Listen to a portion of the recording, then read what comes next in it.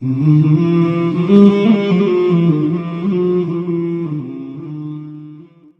اللہ والصلاۃ والسلام علی رسول اللہ وبعد۔ ایک بھائی پوچھتے ہیں کہ کیا سماج کی برائیوں کو روکنے اور ختم کرنے کے لیے طاقت کا استعمال کیا جا سکتا ہے؟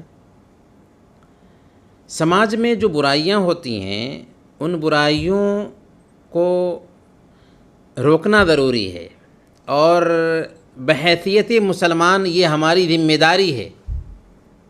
اللہ فرماتا ہے سورہ آل عمران آیت نمبر 110، کنتم خیر امت، تم بہترین امت ہو۔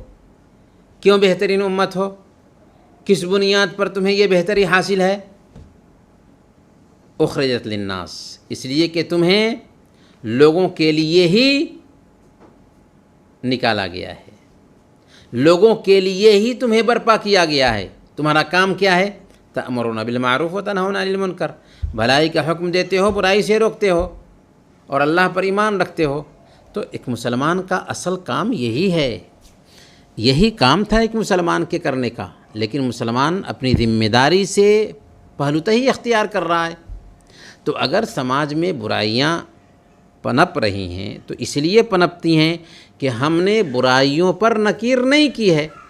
البتہ برائیوں پر نکیر کرنے کے لیے درجہ بندی بتائی گئی ہے۔ اسلام برائی کو برداشت نہیں کرتا اور اس بات کا حکم دیتا ہے کہ برائی کو دور کیا جائے۔ البتہ طاقت کا استعمال پہلے مرحلے میں نہیں ہوگا، بلکہ ایک بندہ سمجھانے کی کوشش کرے۔ اگر سمجھانے سے ایک بندہ مان جاتا ہے تو کوئی حرج کی بات نہیں۔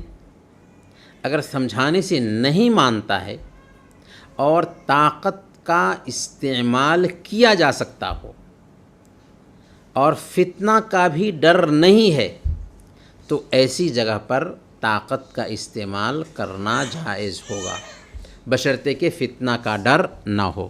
صحیح مسلم کی روایت ہے، اللہ کے نبی صلی اللہ علیہ وسلم نے ارشاد فرمایا، من رأى منکم منکرا فلیغیرہ بیدہ، تم میں سے اگر کوئی آدمی کسی برائی کے کام کو دیکھے تو اس کو چاہیے کہ وہ اپنے ہاتھ سے روکے۔